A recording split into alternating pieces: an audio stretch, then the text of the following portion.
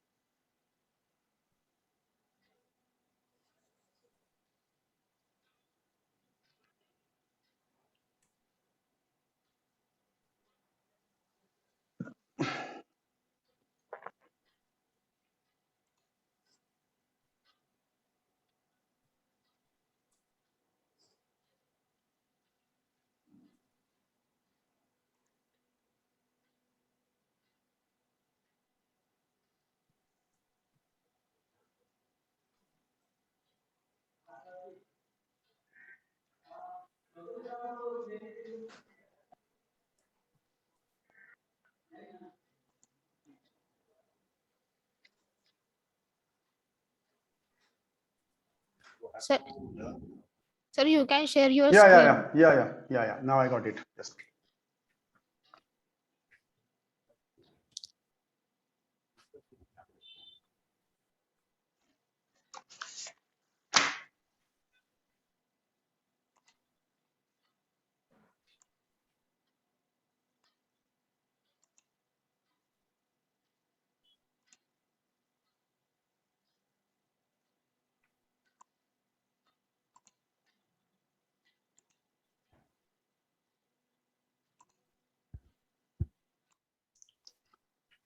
Are you able to look at my screen?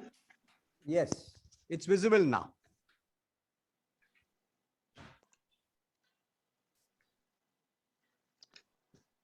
Okay, thank you very much, Kirti bhai. Now I will start my presentations. Basically, this is my presentation I made on the waste elimination. First of all, let me introduce about my company. We at Hindustan Composites, we are the pioneer in development of the development and in manufacturing and in marketing of the friction material in India.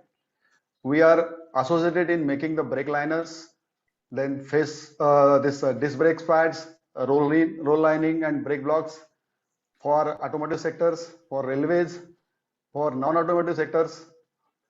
We are having our 3 plants in Maharashtra. 2 are in Aurangabad and 1 in Bhandara near Nagpur. We have the this joint venture with Advix Japan. With the help of Advix Japan and this composites, we have started this business of making the disc brake pad in Aurangabad. We are 50 years old company. We are also making this non-asbestos brake liners. This is our plant picture. These are the various our product range. As I told you, this is our quality policy. This is our company missions. These are various certificates we got from the certifying agencies. And this is our national network all over India. So it is covered almost all major cities in India. These are our customer base to whom we are supplying our products. Most of them are well-known branded in India and abroad. I'd like to start with what is waste. Anyone can easily guess what is waste. So we can define waste as below. The items or objects which are not usable to mankind can be called as a waste. It's a basic this understanding of anyone what is waste. As per the Einstein's theory, energy cannot be created nor can be destroyed. It only changes its form. So similar way, we can also say that nothing is waste. It is only the usability of the items or objects. Usability of the items or objects decides its commercial value to make money from its supply.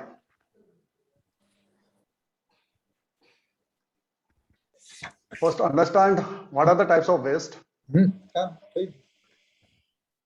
Solid waste, liquid waste, biodegradable waste, non-biodegradable waste, hazardous waste, and non-hazardous waste. Solid waste, we can say that's a debris in the form of debris. Liquid waste is the form of a liquid. Biodegradable waste is the waste which can get decomposed in the nature. Non-biodegradable, which cannot be decomposed in the nature. Hazardous waste could be a chemical waste, which are hazardous to the human being.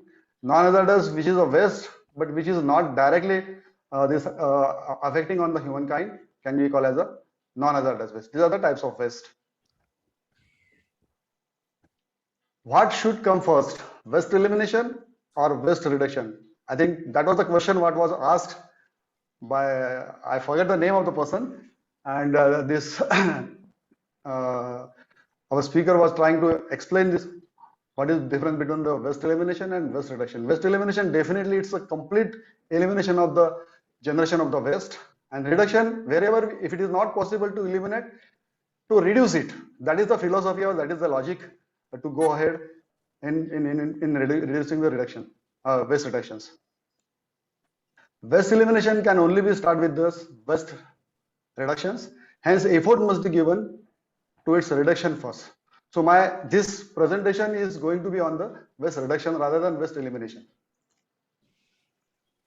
Why waste elimination is required and how waste elimination is possible. So let us understand the waste elimination is required just to reduce energy consumption, to reduce total manufacturing cost, to improve profitability of the business. And how waste elimination is possible? So it is possible by controlling, optimizing the resources, possible by practicing the best manufacturing practices, possible by imparting necessary training to all the people who are engaged to make the production. It is possible by using latest technology. It is possible by framing policies to make it happen. So many times what happens, we do efforts, lot of efforts, but we don't have the policy to implement. So that could be the reason we are not able to put on our emphasis on waste reductions. So my request is that we should have the policy to reduce the waste. There are 4 R in waste management: reduce, reuse, recycle, and repair. Then we must understand what are the waste disposal methods. There are the composting, incinerations, landfilling, pyrolysis, recycling. In composting, I think you might have heard about this. To compost the waste which is biodegradable in the natures. So we can make this composting by putting this waste in the trenches, which is below ground zero level or above ground zero level. Normally it happens in the trenches. Incineration is the burning of the waste, and while burning, make sure that the organic substances should get burned. The temperature normally what is being used in incineration is about 670 degrees centigrade. Then landfilling. Landfilling is the kind of disposal of the waste. Herein we dump the material on the ground and cover it by soil.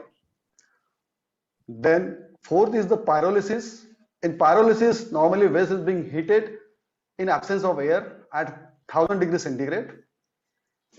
Then recycling. Recycling is nothing but a reuse of the waste in the same product or in the another product. So these are the types of disposal of the waste. This is a typical nature's water cycle wherein water is changing its form and get it used in every form. So in simple way, same way, the expectation in industry to have the same waste eliminations. This is the dream expectation of the any industry. Let us understand what are the what we already know about the waste eliminations. I think in earlier session, we got the knowledge about the overproduction, correction, material movement, processing, inventory, waiting, motion, and lack of employee involvement. These all are contributing to the overburden and tensions. So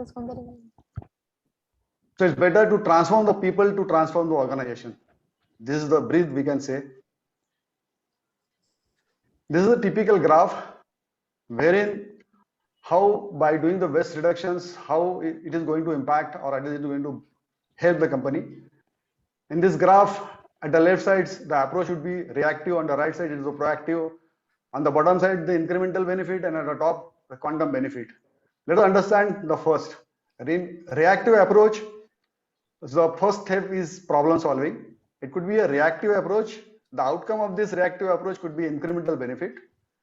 To make it happen, I think we should have the incremental mindset. Second approach is continuous improvement, wherein if we do the continuous improvement, this we can say it's a proactive approach, but outcome of this continuous improvement is going to be an incremental benefit. The third one is catching the jumps, accelerate the process. This is going to be a reactive, but it is going to give us the quantum benefit. To make it happen, we require a big picture mindset. And the fourth one is, which is most demanded, it's a generative leaps. Think beyond the capacity or beyond the problem. So this is going to give us the quantum benefit. Let us understand the human efficiency improvement model. In the human efficiency improvement model, the first step is this cycle time reductions. Cycle time reduction is going to give us to reduce our waiting time, manual time reductions, machine time reductions. The second option, second part of this is the headcount reduction. Headcount reduction is nothing but reduction of the manpower. This is possible by implementing the low cost automation. This we call it as the LCA in industry norm. Then elimination of the work center, upgradation of the existing machines. The third one is the efficiency improvement. Efficiency improvement is going to give us this downtime reduction, cycle time reductions, speed loss eliminations. And the fourth one is flow improvement. Flow improvement is going to get us this clubbing of the operations, clubbing the multiple operation in single stage, formation of the best ratio, layout improvement, and route reduction in the process flow.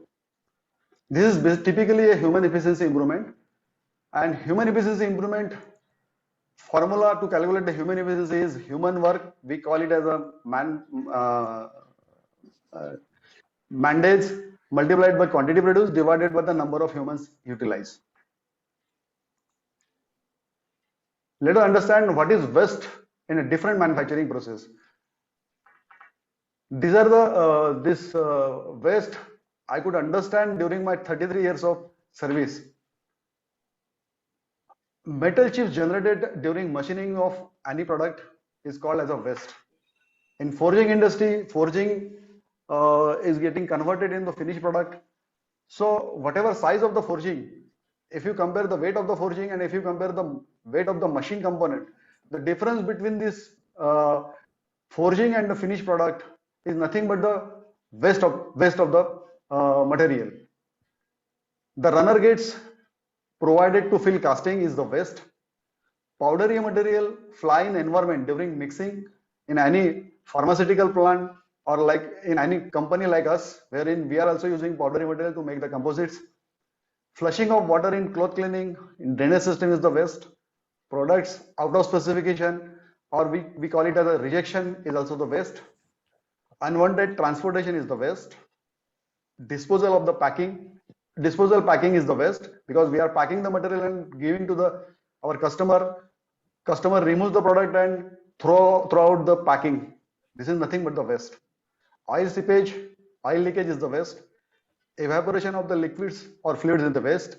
Heat dissipation is the waste. These are the different types of waste we can easily identify and we can easily understand. Now I will share an overview of the work done on waste reduction at Hindustan Composites. These are the actions initiated to increase output per person. We have increased our batch mixing productivity from 9 batches to 12 batches by improving the trolley speed. We have improved our pouch packing productivity from 1,440 to 1,800 per table. Reduction in the manpower from 6 to 4 in the baking furnaces. We have reduced the die changing time to get the more productive hours. Earlier our die change time was 8 hours. Now it is 3.5 hours. Oh, very good. And the next, the future plans to increase the output per persons. We are going to demand for the 36 cycle instead of 30 cycles. This is going to be there in our future demand, and we are modifying our ingredients of the raw material so that we can get 36 cycle per shift. Then manpower reduction in the OD grinding with conveyorized automations. Thus, we are going to save 3 persons per line. Manpower reduction at the liner deburring, wherein we are going to put pre-champering machines, which is going to save 6 persons per line. And manpower reduction on the ID grinding with the new ID grinding concepts, wherein we are going to save 3 persons. All these projects are in pipeline, and we are going to get the results of this within the next few months. This is the graphical presentation of how we have achieved the output per person. If you look at this year 17-18, our output per person was 48.41. In the last month, our output per person is 55.21. This is the indication how we are improving ourselves and increasing the output per person. So we are counting our performance on this scale to understand how number of person is being counted to put the production per piece. The next area wherein we have initiated actions how to reduce our rejections. In reducing the rejection, we have initiated certain actions. In our actions, the first action, we adhere to our job card sequence in batch mixing, because our batch mixing is so critical. If our batch is not mixed properly, our end product is bound to get rejected. So we are more conscious about making our batches. So we must adhere the card system, sequence of the card system. So we have kept our constant focus in making the batches. Then compliance in weighing the material. We make the pouches to make our product, because we make this brake liners, and brake liners is the cake, is a circular cake. The circular cake is being made by making the pouches, and pouches we are putting the powder material, composite material. So at the time of weighing, we are making sure it is being weighted plus or minus 5 grams. Earlier our tolerance was plus or minus 15 grams. So close control is going to give us the correct result, good results. Then the third actions what we have initiated is compliance to the temperature and pressure, because temperature and pressure are very, very much critical parameter as far as the quality is concerned in our product. Then compliance of the baking cycle and its process parameter. In compliance of the ring testing, we do the ring testing of our product to ensure that our product should be a crack-free product, because there is no other alternate method. There are so many methods available in the market. X-ray testing is there, gamma ray testing is there, but these kind of testing are not suitable for our kind of product. So we do the ring testing, make sure that our product is a crack-free. Sorry. Our future plans to reduce rejection and rework is that we are going to put acoustic cabins to have the effective ring testing. We are going to we are going to use a new hydraulic fluid oil coil to have the consistent pressure on our molding machines. Third is that we are going to put a CNC version of the drilling machines, because we are doing the drilling operations, and our existing drilling machine is a CNC come hydraulic version. So we would like to implement the full 100% CNC version. This is going to put us in reducing this rejection and revert down. Looking at our this rejection, how we reduce our rejection. So presently it is we have reached the level of 3.9%. Earlier it was 5.94%. And our consistent effort to reduce our rejection, we are committed to reduce our rejection in the days to come. Very good. Then action initiated to reduce our energy cost. Actions what we have taken? We have eliminated operator waiting time on our molding machine, because in our molding machine we are using heaters, electric heaters.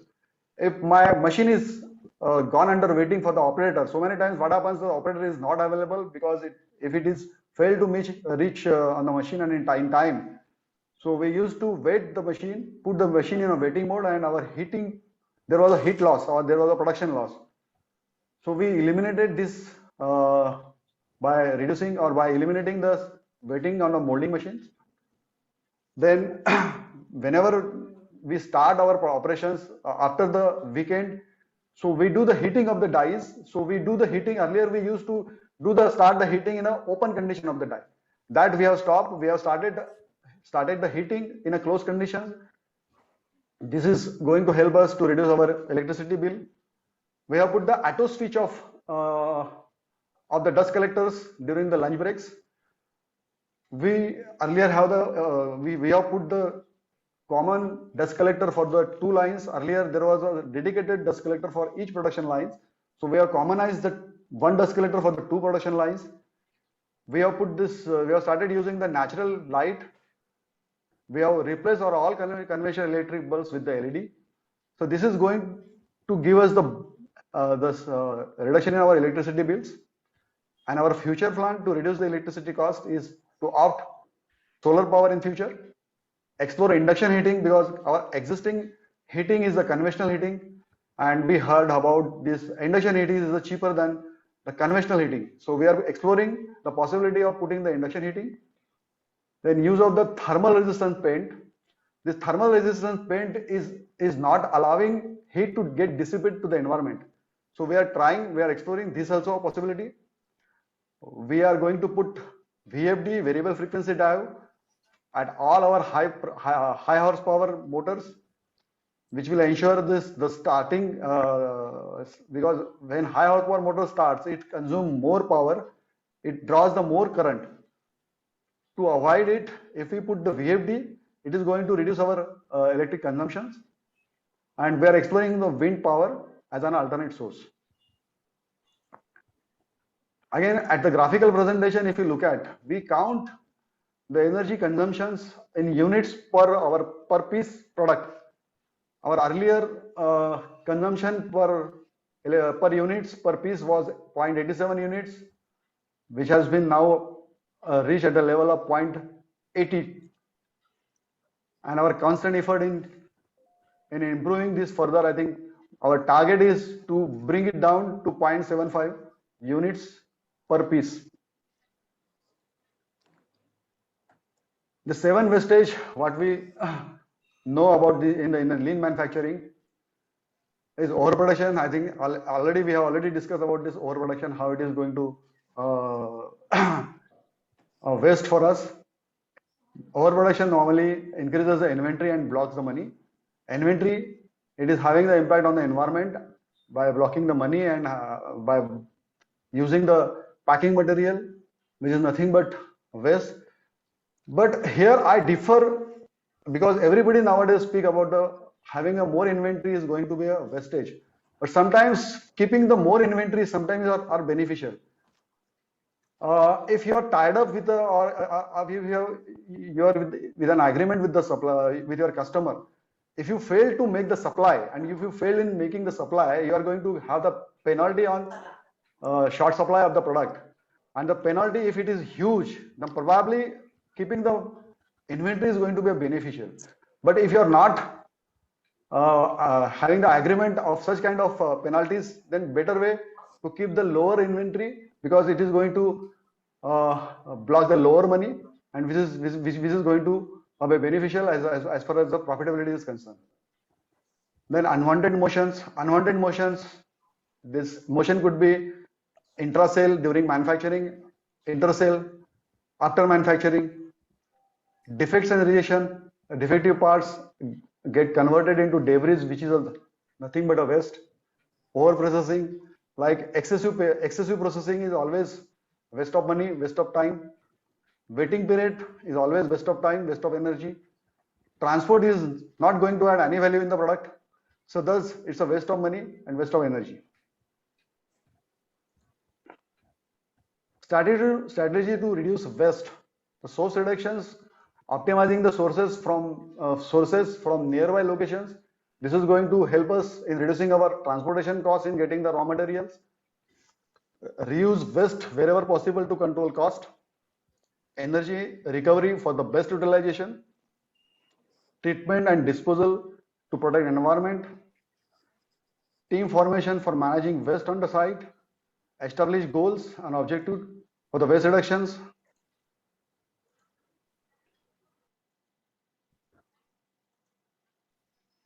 Fix up types of waste and cost involved in the waste. Set targets to reduce the cost of each waste. Describe recycling, reuse methods for each material. Organize brainstorming sessions on the waste reductions. This is the element of a waste management. Is waste in transportation, waste treatment, waste removal, recycling, reuse, landfill disposal. This is the best practice at HCL in waste management. If you this is the inverted triangle. If you look at the top, prevention. Normally, if you put the more prevention, the size of the prevention could be more, but ultimately it is going to have the lower or optimum waste. Reduction, recycling, recovery, and at the end disposal. So disposal should be minimum. So if you look at this triangle, at the bottom side it is the least preferred, and at the top side it is the most preferred. HCL future project, I think I have already covered about this. Few of them are, we are going to use glycol-based hydraulic fluids in place of the regular hydraulic oil. We are going to put granulations of the waste proprietary material. We are going to explore induction heating, as I already explained. We are going to implement wear groove in place of the wear mark. I think this, you will not be able to understand what is wear groove and what is wear mark. It's a technical term as far as our product is concerned. You might have heard this, we are doing the drilling operations by using the conventional drilling. So we are going to eliminate this drilling operation if we are able to make this hole in a molding stage. We are exploring this possibility. If we succeed in this, probably our drilling operation will get eliminated. This raw material which is nothing but is going to waste on account of drilling is going to be saved. We are exploring to use the stainless steel layers in the dies, because we are going to use the die coat spray to make sure that our composite material should not get stick at the die surface. So we apply die coat. It's a water-based this chemical to make sure that this our product should not get should not stick to the die surface. We are exploring if we use the SS stainless steel layers in the die cavities. Probably it is going to help us in removing the die coat spray.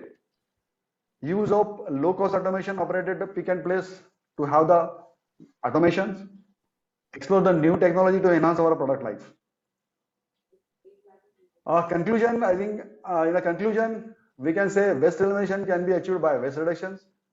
Waste reduction practices must be implemented at every level of the manufacturing. Employee must be trained for the waste reductions. Implement latest manufacturing technology and trends. Make use of maximum renewable energy. Improve process capability to reduce rejection and to reduce to stop overproduction. Use optimum inventory. Improve logistic. Explore various green methods for waste disposal. These are from my side. Any question, please? I'm ready to answer. Yes. Shashi Kumar, thank you very much for giving us an in-depth view how HCL has adopted policies of waste elimination and subsequently shown us the results that you have achieved over the last 4 years. Thank you very much. Now the floor is open. We have 5 minutes, so please raise your question and direct them towards Shashi Kumar, please.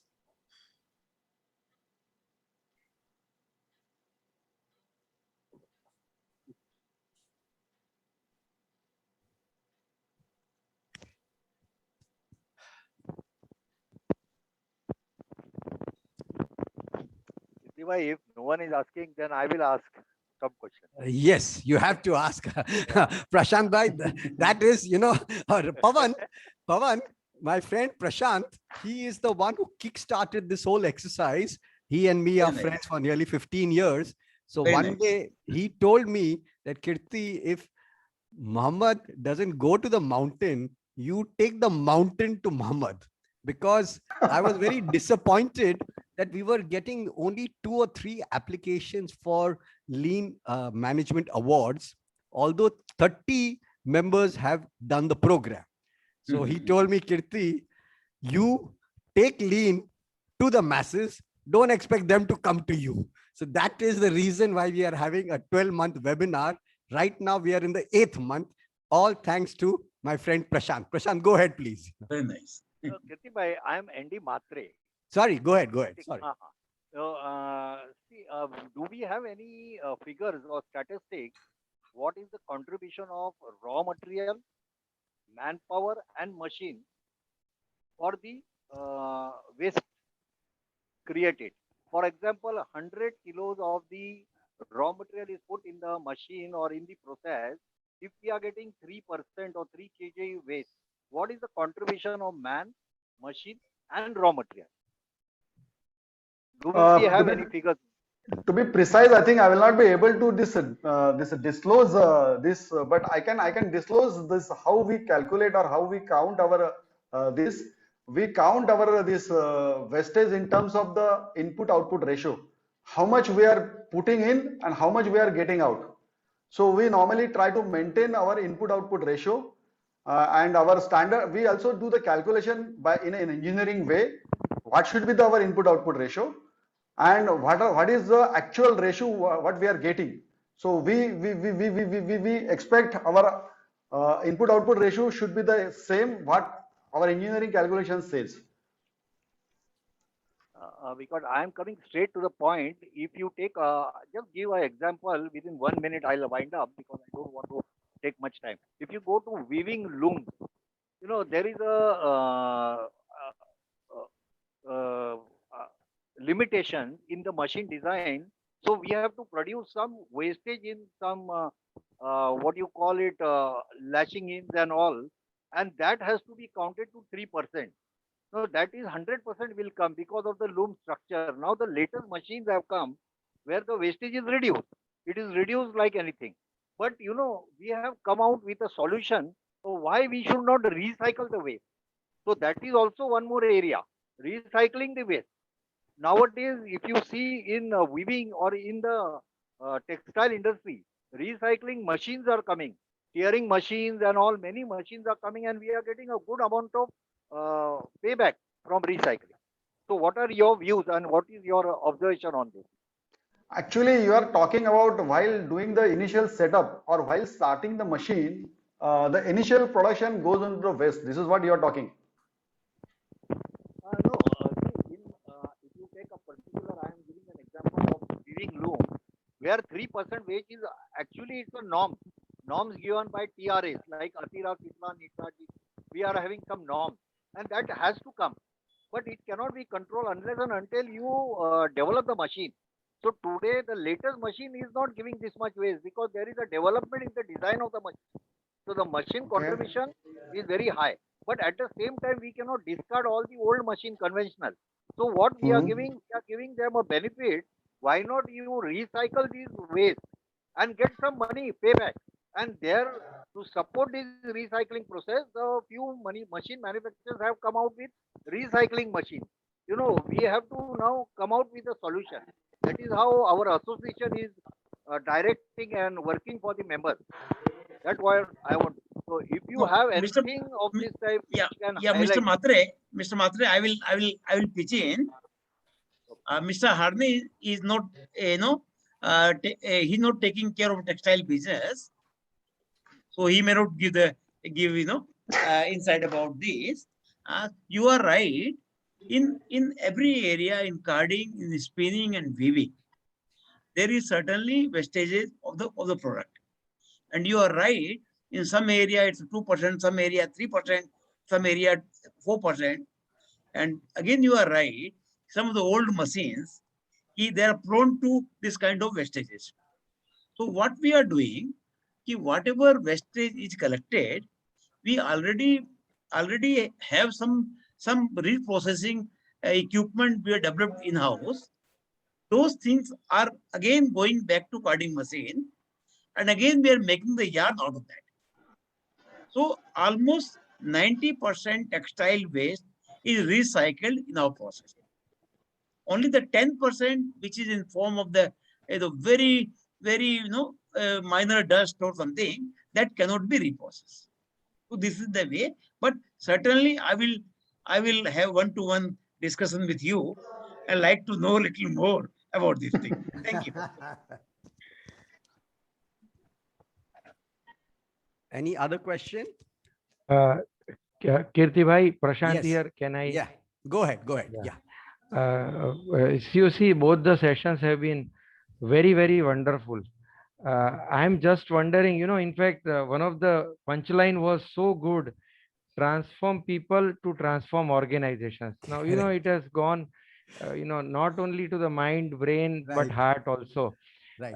And then before we transform people, we have to transform ourselves. And that's what, Kirti bhai, you are doing to, every month to make sure that we at owner level get ourselves transformed, get ourselves convinced that to be competitive in this new world, we will have to do all this.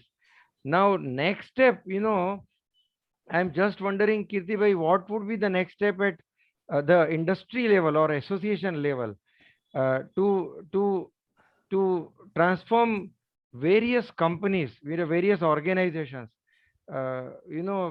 Here learned people or our speaker Shashi ji could opine on that, what they have done to transform their people in the organization, so that our ITAM members also become more and Yeah. more competitive and profitable. Thank you. Over. Yeah, Shashi, what Prashant is saying, that since both our organizations, Deluxe and Hindustan Composite, we have gone through roughly 3 clusters each, and more than 6 to 8 years have passed in completing these 3 clusters. What what Prashant is asking is, if we have some track record of how, say, each individual has transformed himself over the last 6 to 8 years. Now, in my company, I can tell you, I could pick out roughly 20 people who have gone through these 8 years. I know where he was maybe in 2014 and where he is right now. So if we have these, if we have these 20 examples, I think, am I right, Prashant? That's what you're talking about? That, how are people transformed because they've gone Yeah. through 3 clusters, and we have been Yeah. practicing it for nearly 6 to 8 years. Yeah, So yeah. I think only our statistics, I mean, we definitely have, at least I can say for myself. Shashi, something from your side, how would you be able to answer that question? Okay, it's a good question. Actually, this is the challenge rather is faced in a nowadays industry. How to transfer the people. I think there are different intellectual levels of the people. We are expecting the person who are working at the down level should get transform himself immediately. The way we talk to him, we give the instruction to him, and we are expecting he must get transformed. This is the kind of expectation we have. But we must understand the person who is working at the bottom line is not that much intellectual, who can listen from you in one go and can transform himself. Probably to make it happen, you have to pass on the instruction to him twice, thrice, 4 times, 5 times. Probably, if I'm not wrong, you have to tell them or you have to hammer them 100 times to get transform himself, to make sure that the every activity what he do or what he does should be as per what we want. So continuous improvement, continuous hammering. Hammering could be day-to-day hammering, classroom sessions, video clippings, or anything else, whatever available nowadays. Nowadays, this artificial intelligence is one of the area by which we can help our people to get trained. So that is the only way we can transform the people, because if you at the intellectual level of the Indian people who are working in the India are very, very poor. So we might be facing this problem. If you compare European people with the Indian people, Chinese people with the Indian people, you will find that the intellectual level of our people are very, very low. So that is the reason we are struggling a lot. So that is the reason we are not able to maintain or reduce our rejections. So बार बार लगातार ये तो करना ही पड़ेगा. So this is my philosophy. Friends, I will I will just, because we are about say 5 minutes overshooting, I would like to say something which is available to all. Mostly I'm talking Indian companies. It's at the CEO level. He spends half an hour to 45 minutes walking around the shop floor and engaging with the lowest level of workers, trying to observe what he's doing and helping him to improve on the spot. This 45-minute or 30-minute presentation from, most of the people are presidents in this forum that I can see over here as such. But, when we go to the shop floor and spend only 30 minutes at areas where we can see that there is some big improvement needed, you have to talk to that guy in the local language. And when you do it over 300 working days, assuming that you're in the shop floor for 300 working days, it gives a very strong impact that if the CEO of the organization is caring to improve us, then we are fools in not listening to him. No hammering, nothing at all. Talk to him on the press machine, on the ring frame, whatever it be. So I think top management involvement is a very, very much must. And now, sorry, I will now also tell you, all of you have got eight months of presentations. What you can immediately do is convert all those presentations into local language, mostly I can say in Tamil and Gujarati, and spend time showing our people the journey. We started with customer satisfaction. So let our people see the whole journey, in say 60-minute presentations in the local language, and again, you can do it every month or every 14 days also. Once we talk to people their local language, we have a much better chance of, transforming our people as such. So that is something that I can tell you. And in continuation, on the 2nd to the 4th September, we have some counselor in Coimbatore who is willing to, give us an overview of the lean management 12-month program that we are talking about. He is agreeable to, visit 2 or 3 plants. I will talk to that gentleman because they are from UNIDO. And today, my idea is that let us try and get 8 to 10 people from Coimbatore. I can see 6 or 7 of them over here. We'll try and visit one of the companies of LMW suppliers who have done the 12-month lean program, which ended in March 21. We go and see that plant, see the changes made over there, and that will help all of us to, start a Coimbatore cluster. Our aim obviously is to start a cluster in Coimbatore, and this is an opportunity to do that. That's one thing. Secondly, I will talk to Mr. Joseph because he said that lean management has been implemented in 3 textile mills in Madurai. I will try and get him on the line and bring him or maybe the textile mill owner or the textile mill CEO. Let him come and tell us how they have implemented lean management in a textile mill. So automatically that will answer some of the questions which Mr. Matre said, that how can we improve the productivity at the textile mill level? Those are two things that I would talk about. And we have, of course, a session on the first Wednesday, which is an open house session. So I think these are a few things that we can, talk about. I hope there are no other questions because we are now about 10 minutes over time. But what I'd like to say is thank you very much to many of the past presidents that I've seen who have come and joined this seminar. And some of them left early, but at least we've got 5 past presidents, including the current one over here. So that speaks very well. And, Mr. Nath, can you mute Mr. Nath? Okay. There's some noise, and I can see my friend Sanjeev Latia also has joined. So that is really great. Sanjeev, Ketan, Prashant, Dijen, Suresh Vaidya. Thank you very much for joining us. Thank you, Pawan, for deputing Shashi Kumar and yourself to be with us here for 90 valuable minutes. Thank you, Lakshmi, very much. And as we say that, the strength of this program is when you get more numbers, about a critical mass of about 20 people per webinar. That is very, very good. But the real thing, most important, is we as CEOs have to go to the shop floor, spend 30 minutes with our people. Believe me, the lean that we have done over the past 8 months, it can really start without even taking a consultant. I can tell you that also. When a CEO takes the bull by the horn, I guarantee you, people will realize that Saab is very, very, he is very much addicted to this nasha. The nasha is only lean management. And if he's coming here for 300 days in a year and spending 30 minutes on the shop floor, he is very much committed to this process, to the project, and transformation will take place.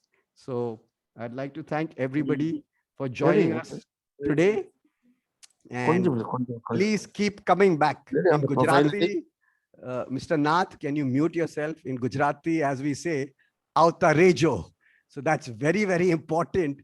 Please keep coming back and come back in larger neighbor, and also bring your 1 or 2 colleagues from your company, bring them also into the programs. Then it will give us strength that we are going day to day, month to month, strength to strength. Thank you very much for all of you to be with us this evening.